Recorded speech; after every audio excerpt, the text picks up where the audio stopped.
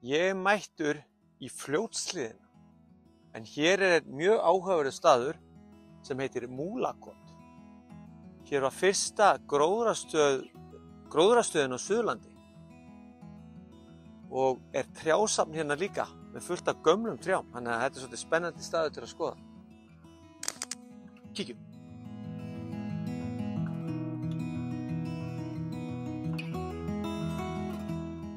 Fyrsta tréð sem að tekur svolítið á móti manni hérna reyniviður og það svona reyniviðarlengja. Það var svolítið tréð sem að voru ræktuð hvað fyrst. Það var nefnilega reyniviðartréð sem óx hérna í Nauthúsagil hérna í Eyjafirði og hafði sloppið undan ágangi búfénaðs og óx þar á Sillu og var tekið af því, ég veit ekki hvort það var stungið upp eða tekið af því ber og ræktu hér í Múlakot. Og mikið af þeim reynitrjám sem á Íslandi eru komin frá þessum trjám, frá Nauthúsagil.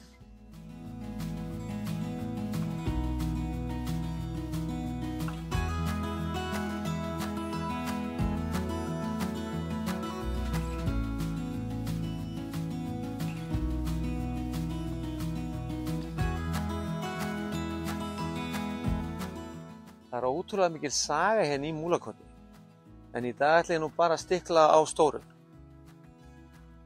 Garðinn má rekja til ársins 1896, þegar Guðbjörg Þorleifsdóttir fékk hérna lítinn reit til að rækta blóm og tré.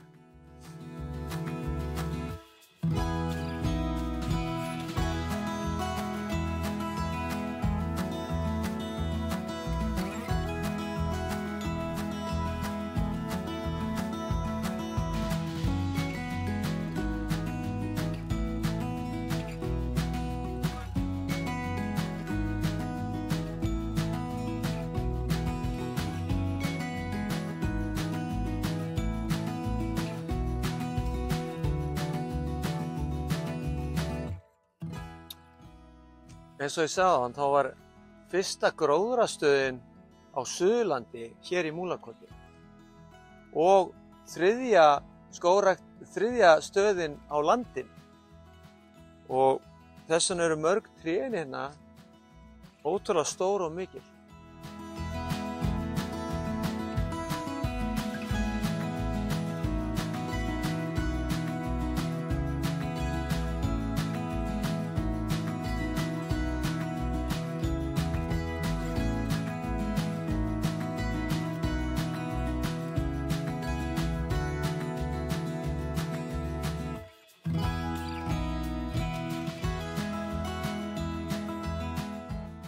En stöðin starfaði samt frekar stutt, eða bara í 10 ár. Því að eftirspurnin var svo mikil og stöðin hafði ekki þá tök á því að stækka. Þannig að þá var starfsemin flutt hérna yfir á Tumastaði, sem hérna ekkert langt frá.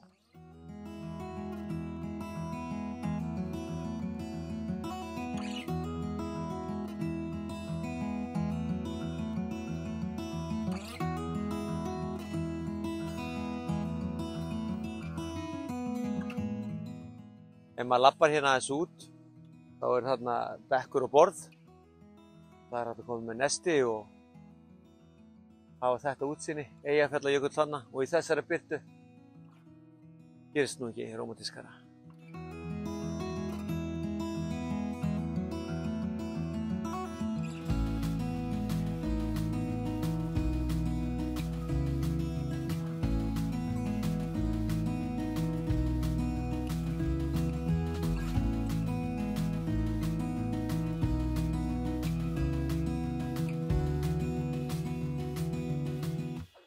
Á þessum upphafsárum í skógrækt á Íslandi, þá voru menn kannski ekki alveg með á hreinu hvað yxi á Íslandi og hvað ekki.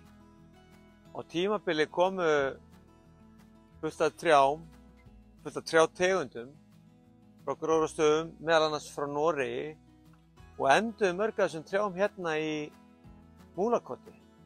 Og það svolítið gaman einmitt að sjá, það svona alls konar tré sem maður sér ekkert kannski endilega víða, en eru hér stór og mikil.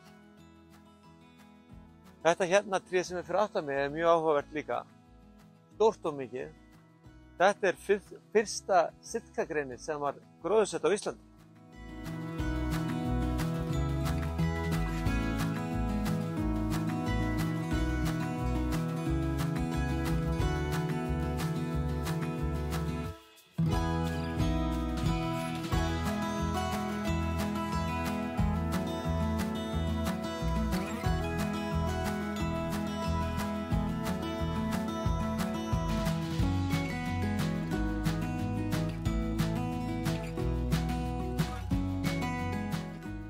Fjallavatni góðan maður.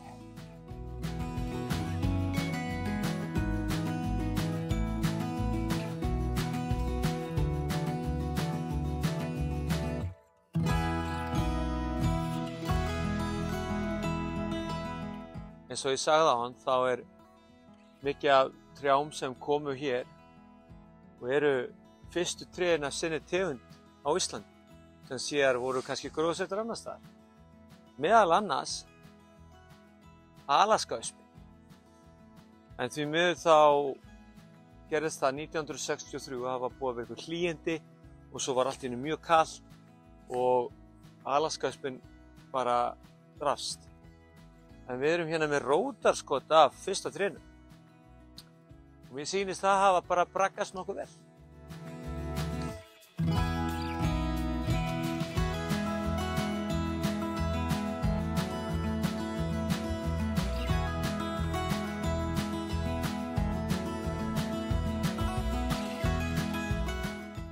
Garðurinn er náttúrulega eins og hefur komið fram, orðinn svolítið gamall. En það er svona ákveðin dulúð yfir honum. Þannig að þetta er svona pínu ævintýraheimur. Eins og ég sagði hann, margar plöntur sem eru svona, voru fyrst gróðursett hér. Sumar hafa síðan verið gróðursettar víða og annað, en hér erum við með álm. Man ekki eftir að hafa tekið sérstaklega eftir álmi í skógum. Þessi er allavega risastór og er líklega einn stærsti álmur landsins. Og svo áhugavert að sjá börkin á þessu. Þetta er bara, það er einhver sál í þessu.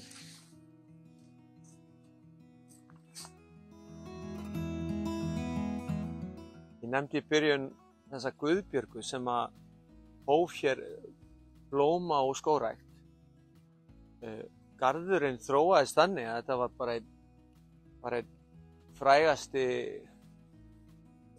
frægasti garður landsins. Tímabili var fólk að koma hingað bara til þess að heimsækja garðinn. Og hann var lýstur upp með ljósum og þá var þetta bara eins og einhver ævintýraheimur. Ég sé hérna hús, hús hérna.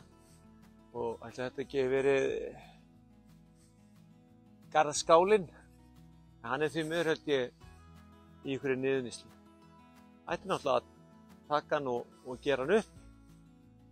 Það er ekki eins og þetta að koma að staðanum.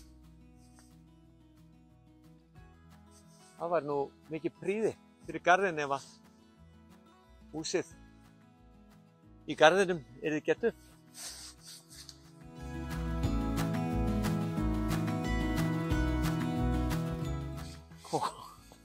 Það er kannski komið tími á smá snyrtingar í garðinum.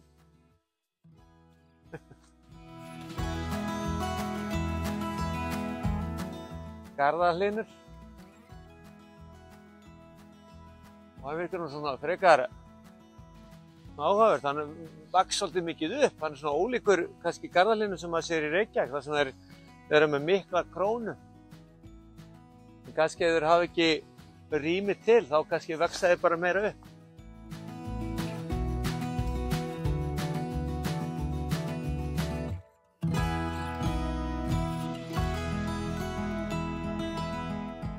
Svo er hægt að fara hérna upp tröppur og fara upp hérna í svæði fyrir ofan. Það er orðið svona pínu erfitt að komast inn. Ég hef komið inn áður, þá var þetta ekki svona. Það er bara áskorun að komast inn upp. Eiginlega fáið sem heimsækja þennan reit hérna. Já, það er bara þannig.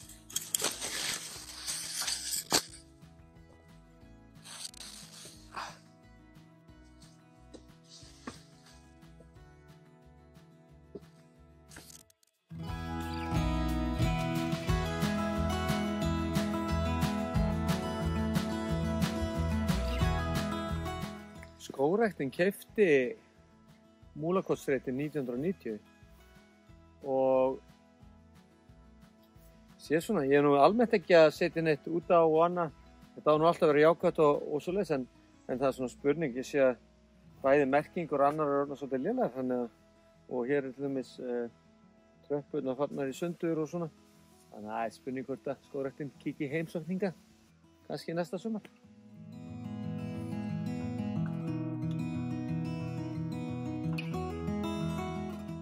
Þetta segir nú bara út af því að mínum mati er þessi reitur einn af djásnum skógræktarinnar.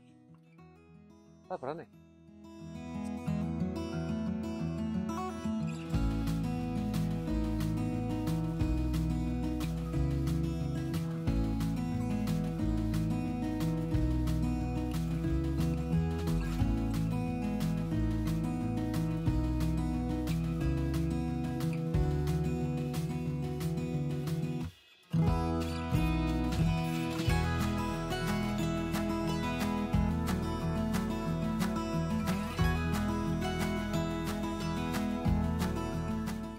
Þá er ég komin hérna upp og hefur þetta fallega útsýni hérna yfir sveitina. Það er Eyjafjallajökull og þetta er bara æðislegt. Ég ætla bara að segja þetta gott núna og langar kannski bara að nefna ef það er fólk hérna sem horfir á þetta myndband, þekkir söguna vel, þá má hann hafa samband við mig og það væri gaman að gera myndband sem væri aðeins dýpra og meira um sögu garðsins. En annars bara kíkið inn í Múlakot, þetta er algjör paradísarstaður.